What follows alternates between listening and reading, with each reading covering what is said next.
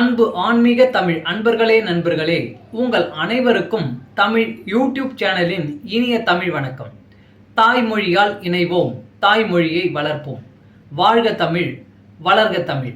நமது சேனல் ஆன்மீக பதிவில் 12ஆம் நூற்றாண்டில் சேக்கிழார் அருளிய 12ஆம் திருமுறை சைவ காப்பியமுமான பெரிய புராணம் என்ற திருத்தொண்டர் புராணம் என்னும் நூலில் உள்ள அனைத்து பாடல்களையும் பரம்பொருளான சிவபெருமானின் அருளாசியுடன் ஒவ்வொரு பாடலையும் தெளிவான மற்றும் இயல்பான விளக்கத்துடன் அளித்து வருகிறோம்.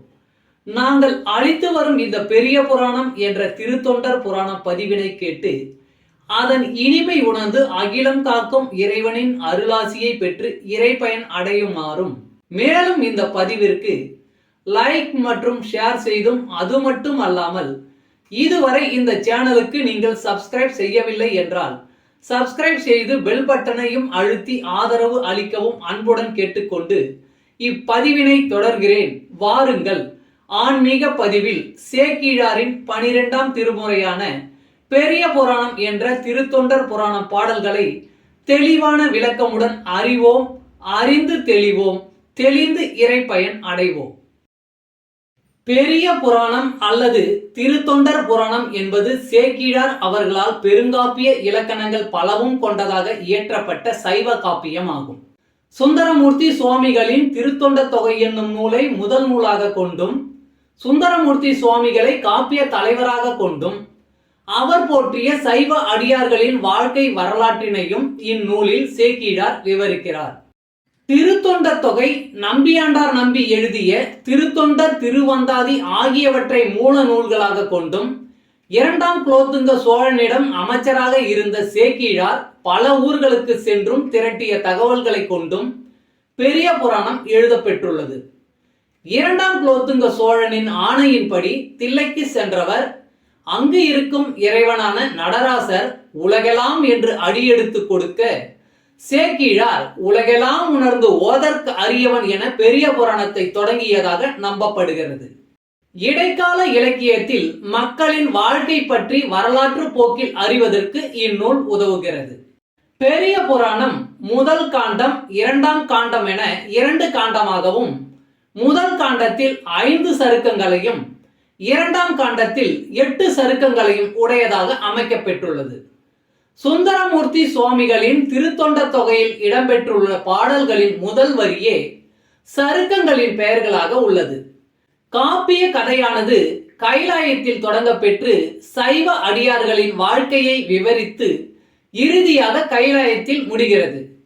முதற்காண்டத்தில் திருமலை சருக்கம், தில்லைவாழ் அந்தனர் சருக்கம், இலைமலிந்த சருக்கம், மும்மையால் உலகாண்ட சருக்கம், திருநின்ற சருக்கம் என்ற 5 சருக்கங்களும், 2ஆம் காண்டத்தில் வம்பரா வரிகண்டு சருக்கம், வார்கொண்ட வனமுலையால் சருக்கம், பொய்யடிமை இல்லாத புலவர் சருக்கம், கரைக்கண்டன் சருக்கம், கடல் சூழ்ந்த சருக்கம், பத்தராய் பணிவார் சருக்கம், மன்னிய சீர் சருக்கம், வெள்ளானை சருக்கம் என்னும் 8 சருக்கங்களும் அமைந்துள்ளன. இந்த 13 சருக்கங்களிலும் உள்ள மொத்தம் 4286 பாடல்களையும் ஒவ்வொரு பதிவிலும் ஒவ்வொரு பாடலாக தெளிவான மற்றும் இயல்பான விளக்கமுடன் கேட்டு இறைப்பயனை அடைய உள்ளோம்.